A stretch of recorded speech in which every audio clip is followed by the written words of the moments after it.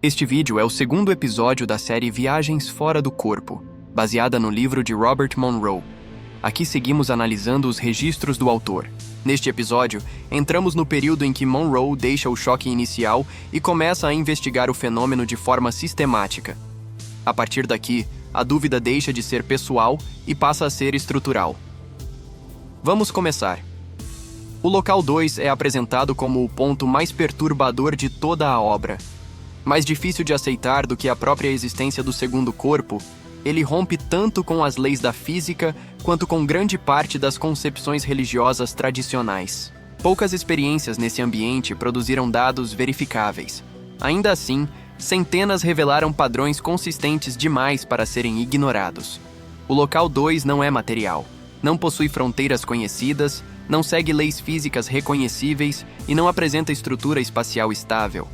É um ambiente vasto, no qual tudo aquilo que ao longo da história foi chamado de céu ou inferno, parece encontrar correspondência parcial.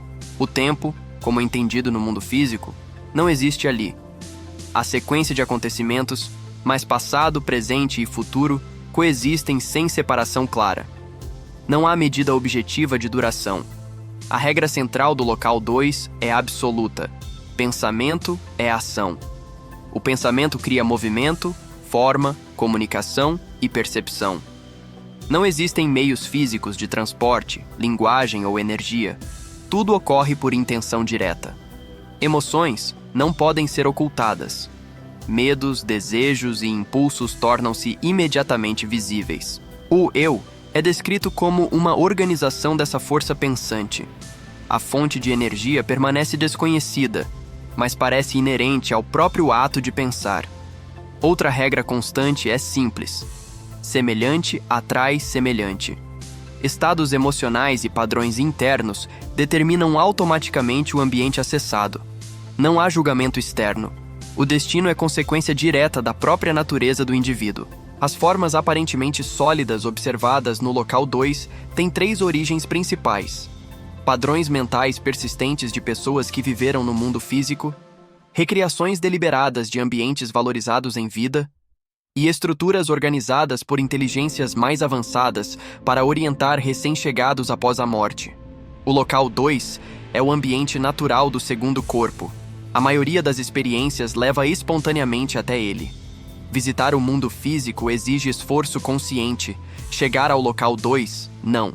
O conceito de lugar perde sentido. O local 2 parece interpenetrar o mundo físico e se estender indefinidamente. A analogia mais próxima é a de frequências ocupando o mesmo espaço. As regiões mais próximas do mundo físico são descritas como confusas e hostis, habitadas por seres emocionalmente desajustados, incluindo pessoas vivas durante o sono e possivelmente recém-mortos.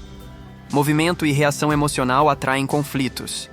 Imobilidade tende a reduzir riscos. Monroe relata encontros com crianças desorientadas após a morte, grupos aguardando orientação, áreas organizadas, regiões agressivas e entidades ambíguas. Algumas experiências envolveram tentativas de intimidação ou captura, interrompidas apenas pelo retorno abrupto ao corpo físico. Fenômenos recorrentes incluem correntes intensas que arrastam o viajante sem controle e uma barreira simbólica no céu, formada por sinais indecifráveis, percebida como sólida e intransponível. O maior obstáculo à compreensão do local 2 é a memória. As lembranças se apagam rapidamente como sonhos. O autor sugere que muitos sonhos comuns podem ser interpretações simbólicas dessas visitas, embora nem todos sejam. O capítulo encerra com uma hipótese direta. Todos os seres humanos provavelmente visitam o local 2 durante o sono, sem consciência disso. O motivo permanece desconhecido. Se um dia esse ambiente puder ser estudado de forma sistemática, afirma Monroe, uma nova ciência poderá surgir, se a humanidade sobreviver tempo suficiente para isso. O local 3 surge como o ambiente mais intrigante do livro. Diferente do local 2, ele se comporta como um mundo físico coerente, estável e estruturado, o que o torna, paradoxalmente, mais aceitável para a ciência e mais perturbador em suas implicações. Entre o fim de 1958 e o início de 1959, Monroe relata uma sequência de experiências que seguem sempre o mesmo padrão. Após atingir o estado vibratório, ocorre uma rotação de 180 graus em relação ao corpo físico. Nesse ponto, surge uma abertura no espaço com a forma do corpo humano. Do outro lado, há apenas escuridão e a sensação de grande distância. Ao atravessar essa abertura, o ambiente muda abruptamente. Surge um mundo iluminado, com solo firme, céu claro, gravidade definida e sensação de peso real. O deslocamento é natural, a permanência é estável. O retorno ao corpo físico ocorre sem dificuldade. Com a repetição das experiências, o local 3 revela-se um mundo muito semelhante ao nosso. Existem casas, cidades, trabalho, famílias e organização social.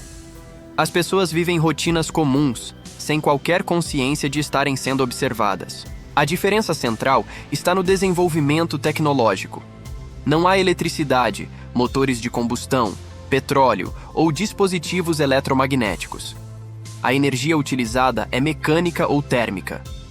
Os meios de transporte seguem princípios distintos. Trata-se de uma civilização funcional, mas baseada em escolhas técnicas completamente diferentes das da Terra. Monroe descarta que o local 3 seja o passado, o futuro ou uma projeção simbólica do mundo físico. As divergências históricas e tecnológicas não se alinham com nenhuma linha temporal conhecida. O elemento mais perturbador do capítulo surge quando ele relata episódios de intrusão involuntária em um corpo que identifica como seu equivalente naquele ambiente, o chamado eu lá. Nessas experiências, ele assume temporariamente esse corpo, acessando memórias, emoções e atividades cotidianas, sem que o outro indivíduo perceba a substituição. Fragmentos da vida desse eu lá aparecem repetidamente. Trabalho limitado, relações sociais restritas, um relacionamento afetivo, filhos, mudanças de residência e conflitos emocionais. Em alguns episódios, a presença de Monroe interfere negativamente na vida desse indivíduo, gerando constrangimentos e rupturas reais naquele ambiente. Essas experiências não são idealizadas. O local 3 não é um refúgio nem um mundo melhor. Muitas vezes é desconfortável, frustrante e emocionalmente pesado. Por isso, o autor rejeita a hipótese de fantasia compensatória. O capítulo se encerra com uma conclusão incômoda. O local 3 não se encaixa como sonho, símbolo psicológico ou projeção cultural. Ele se apresenta como uma realidade paralela, organizada de forma própria, cuja existência desafia qualquer explicação simples. A existência do segundo corpo leva inevitavelmente a uma pergunta central. A personalidade sobrevive à morte física? Monroe deixa claro que a fé religiosa não resolve esse problema. Por isso, limita-se a relatar experiências, sem tratá-las como prova definitiva. O primeiro caso envolve o Dr. Richard Gordon, médico, amigo próximo e cético convicto. Em 1961, Gordon adoece gravemente, recebe diagnóstico de câncer abdominal incurável e entra em coma antes de morrer. Antes disso, Monroe lhe envia uma carta explicando a possibilidade do segundo corpo e sugerindo que tente utilizá-lo para aliviar a dor. A pedido do próprio Gordon, a esposa lê a carta repetidas vezes. Ele não volta à consciência. Meses depois, Monroe tenta encontrá-lo fora do corpo. Em um ambiente semelhante a uma instituição, vê um jovem que corresponde exatamente à aparência de Gordon aos 22 anos, confirmação feita depois por fotografia. Em nova tentativa, ouve que já o havia visto antes e percebe que não o reconheceu por esperar a aparência de um homem idoso. Em outra experiência, Monroe encontra uma mulher em forma não física dentro de uma casa alugada. Ela faz uma pergunta, aperta-lhe a mão de um modo específico e desaparece. Dias depois, descobre que a antiga proprietária da casa havia morrido ali e possuía exatamente o mesmo gesto, informação confirmada por um vizinho psiquiatra. Ele relata então a morte de Agnew Benson. Antes do falecimento, ouve a voz de Benson sugerindo uma ideia relacionada à antigravidade. Mais tarde, confirma que a morte ocorreu no mesmo horário. Meses depois, tenta visitá-lo fora do corpo e encontra uma forma nebulosa que se identifica como Benson. demonstra entusiasmo e desaparece rapidamente. Por fim, descreve a morte do próprio pai. Após meses de paralisia, Monroe o encontra fora do corpo, em um local semelhante a uma instituição de recuperação. O pai aparece mais jovem, sem dor, reconhece o filho e afirma estar melhor. O encontro é breve. O capítulo se encerra com a conclusão central. A personalidade humana pode operar independentemente do corpo físico. Se isso for verdadeiro, o significado do tempo, da dor e da própria existência precisa ser repensado. Partindo da hipótese do segundo corpo, Monroe investiga se suas experiências confirmam as concepções bíblicas tradicionais sobre Deus, céu e inferno.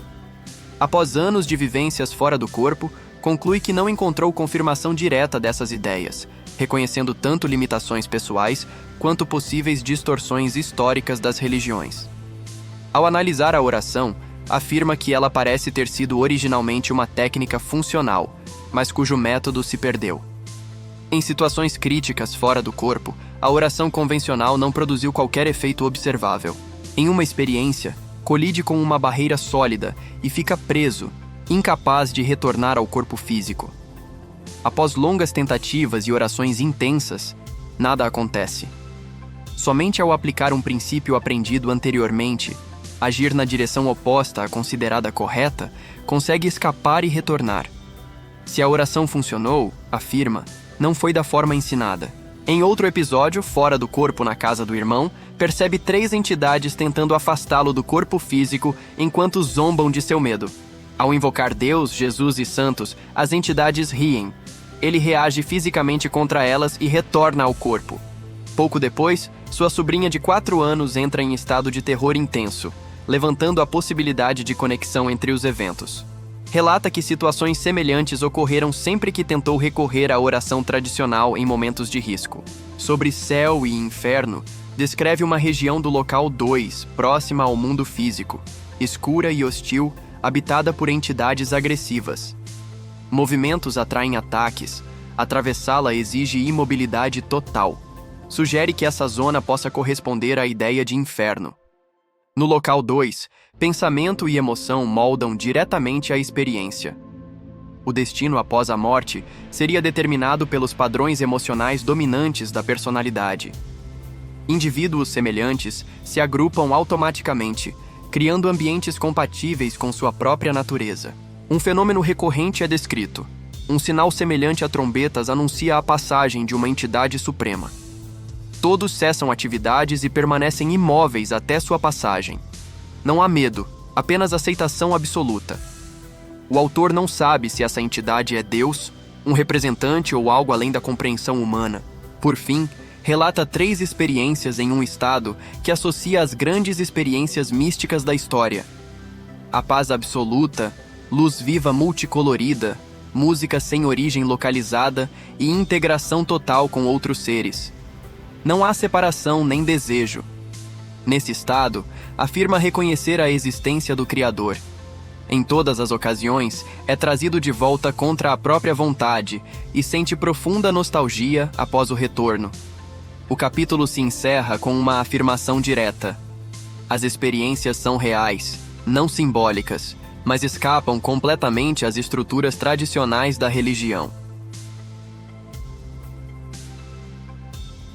Durante suas experiências fora do corpo, Monroe constata a presença ocasional de auxiliadores. Eles intervêm em momentos específicos, mas não seguem padrões religiosos, nem se comportam como anjos guardiões. Não respondem a preces, não oferecem conforto e não explicam suas ações. A ajuda, quando ocorre, parece depender exclusivamente da decisão deles. Em alguns casos, surge após intensa angústia. Em outros, acontece sem pedido algum. Não demonstram afeto, julgamento ou hostilidade. Atuam de forma objetiva, resolvendo situações pontuais e desaparecendo em seguida. Na maioria das vezes, a intervenção ocorre sem forma visível. Monroe sente mãos que o sustentam, orientam ou reposicionam durante estados não físicos. Em raras ocasiões, percebe figuras humanas, um homem sentado em meditação, indivíduos com vestes semelhantes a túnicas, mas não consegue confirmar se são os mesmos auxiliadores. Esses seres podem ajudá-lo a retornar ao corpo físico, atravessar ambientes difíceis ou alcançar locais específicos. Em contraste, há situações críticas em que nenhum auxílio ocorre, como quando ficou preso contra uma barreira, sofreu ataques ou foi retirado à força de estados de consciência elevados. Em alguns episódios, os auxiliadores parecem transmitir instruções ou conhecimento. As mensagens surgem como cenas simbólicas, imagens rápidas ou livros com conteúdos técnicos. Quase sempre, a informação não pode ser compreendida ou retida antes do fim da experiência. Algumas transmissões envolvem questionamentos diretos, como se o autor realmente deseja conhecer certas respostas. Outras apresentam símbolos ligados à obediência, autoridade ou conflito moral. O significado só se torna parcialmente claro após reflexão posterior.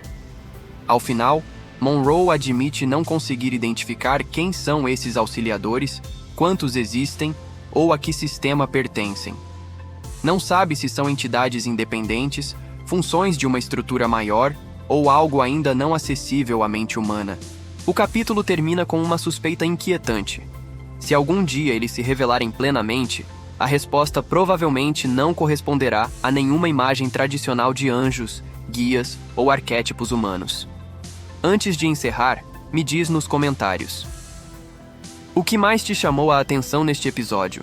O local 2 sem tempo, o local 3 com uma vida paralela, ou a ideia de continuidade após a morte? Comenta aí. No próximo episódio, a investigação muda de eixo. Monroe testa limites, enfrenta falhas, comete erros e percebe que nem tudo pode ser acessado sem custo. O episódio 3 entra na parte mais instável do livro. A curiosidade começa a cobrar um preço real. Se inscreve no canal, ativa o sininho e acompanha a série até o fim. Daqui pra frente, a investigação entra numa zona onde nada permanece confortável.